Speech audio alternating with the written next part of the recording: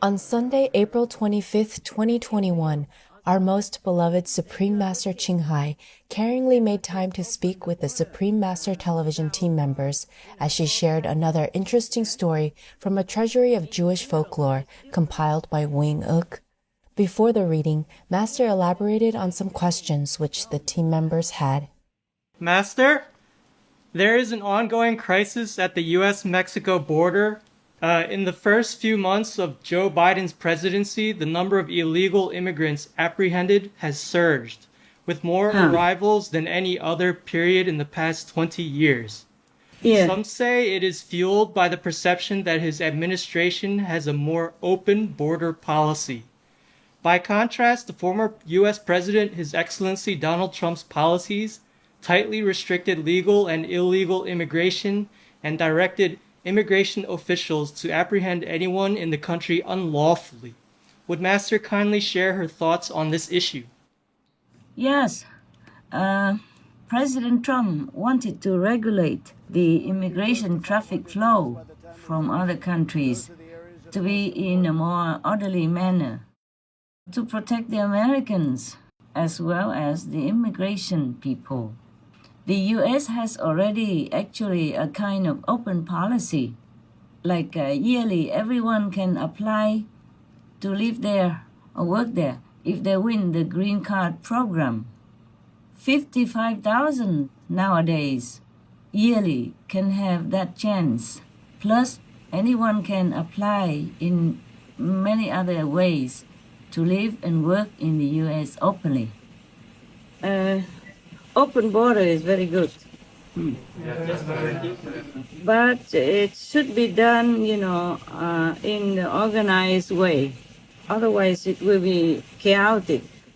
As I have read in the news, it seems to breed a kind of crisis, at the border between USA and Mexico. Because you cannot just open the border without, foreplanning. In Europe, it's different.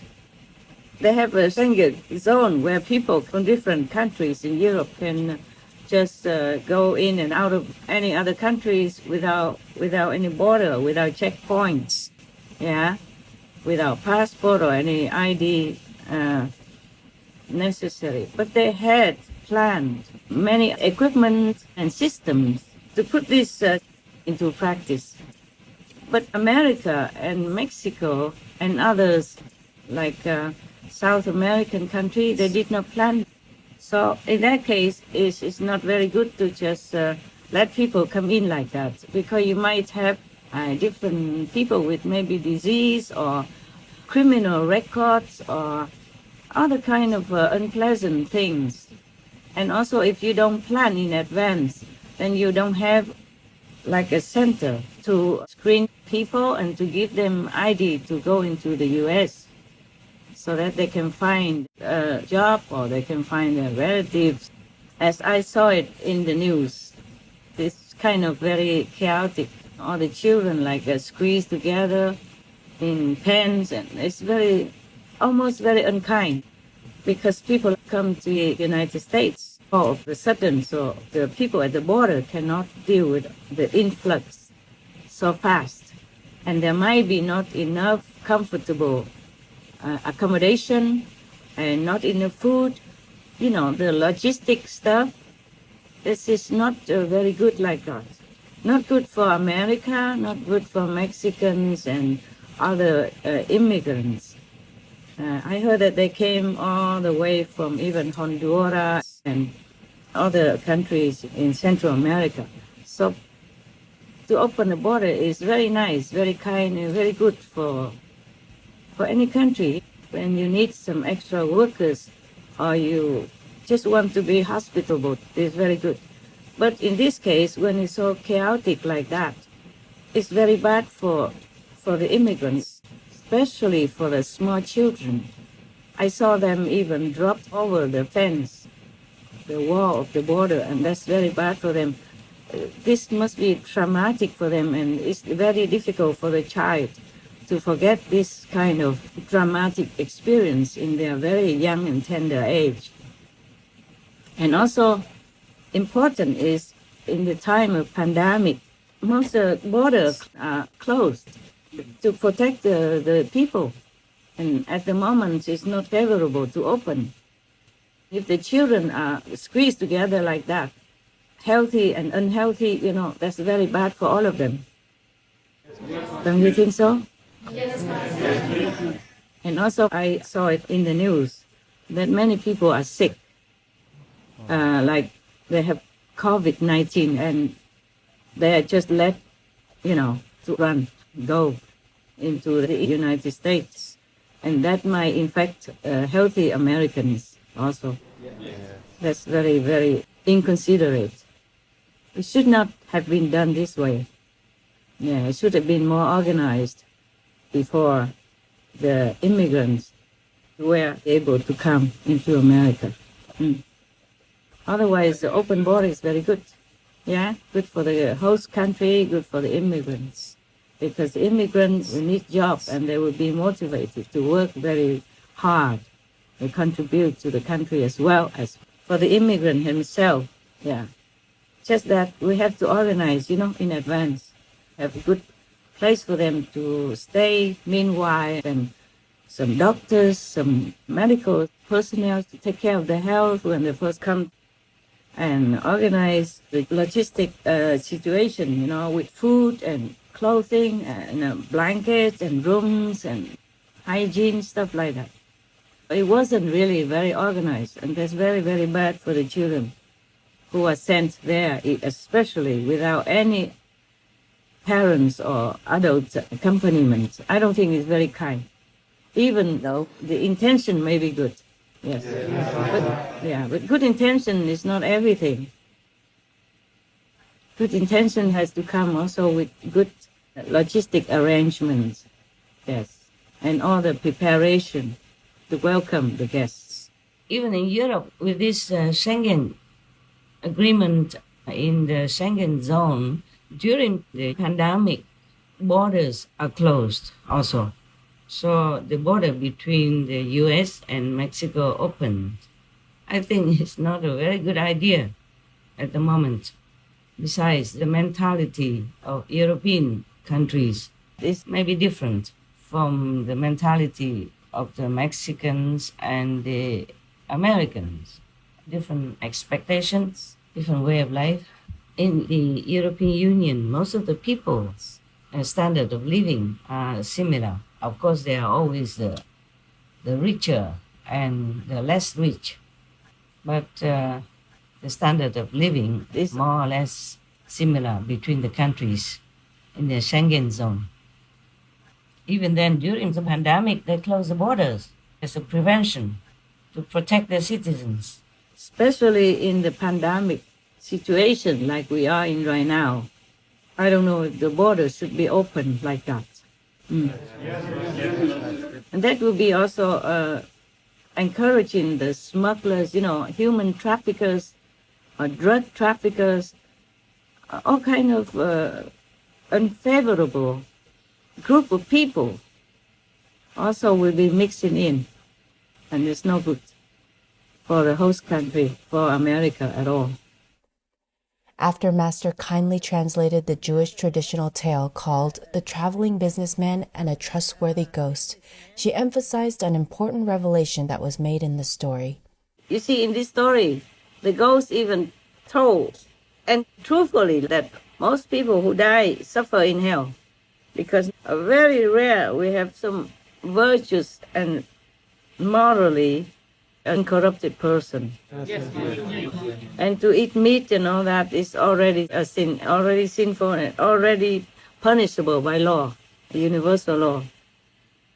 I really want to plead with all the religious leaders.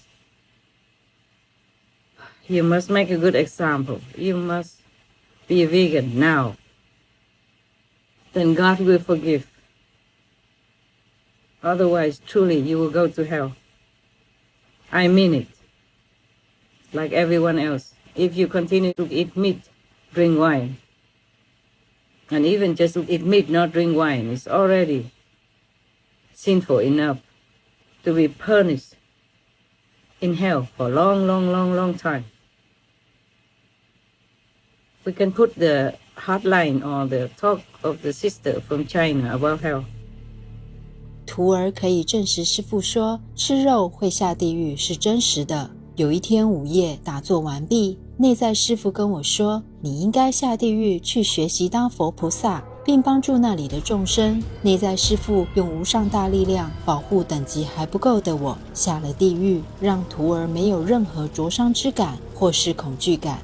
地藏王菩萨带我去一处地狱，此处罪人被强迫在一个形如水车般的大黑铁轮上面拼命地快跑，如果跑得跟不上铁轮转动的速度，就会掉到下面用烈火煮着的沸腾汤锅里煮碎了。我照师父指示念了师父传的五圣号与7戒礼物，轮上的众生因师父大力量就脱身跪在我的面前。我问他们为何会堕入这个地狱，他们说因为生前吃很多人们追捕而来的鱼和动物的肉，这些动物们被追捕的时候惊慌逃命，却无处可逃，被抓到后又被杀，放进汤锅里把肉煮烂来吃，所以我们吃了动物的肉就堕入汤锅地狱，被罚一直不断的逃跑与被煮熟。我开导他们说，吃肉的业障极为深重，大家都是不知道吃肉后果如此可怕才敢吃，并叮嘱他们以后转身一定记得要吃纯素与做好事。罪人就跟师父超生去了，但是在说话的同时，又看到很多裸体的新来的吃肉罪人从上面一个接一个堕入地狱，所以经典才说地狱不会空。此时我的肉身左手背突然有一种痛感，查看之下发现我的左手袖子无形中变得很宽大，里面有好多地狱众生被装在里面救出来了。原来地狱众生也能被缩小带出来。惊讶之余，思及师父与地藏王菩萨如此帮助罪苦众生，实在太慈悲伟大了，就瞬间回到地狱赞颂起2位大圣者。才刚赞颂了2-3句，就听到哐当哐当的巨响，原来是附近几个地狱的铁墙都因此而崩垮了，而且地狱原本黑黑的地上涌出了纯净明亮的泉水，形成了一个莲花池，从这池子里迅速开出了好多白莲花与金莲花，莲花越变越大，光辉美丽，地狱也能生金莲花，都因我们挚爱的青海无上师与地藏王菩萨无量的大力量大功德，实在不可思议。It's not enough that you wear the monks or nuns robe and just, every day doing some not very useful rituals, taking donations, having a comfortable church or temple to live in, and being revered by the faithful. You must turn around, be vegan. No more meat, no more animal products. Otherwise, you cannot escape hell. In my honor, in the name of God, I tell you the truth like that. Even if you feel offended, even if I risk my safety to tell you, the leaders of religions, I have to tell you, in the name of God. It's not enough just to learn some ritual by heart and just repeat what is in the Bible or the sutra. People trust you to lead them to the righteous way. Not only you have to be vegan, you must also advise your followers, the faithful, to do the same. Must be vegan. No more killing indirectly. The poor innocent animals that God made, the animals are also God's children and shall not be destroyed.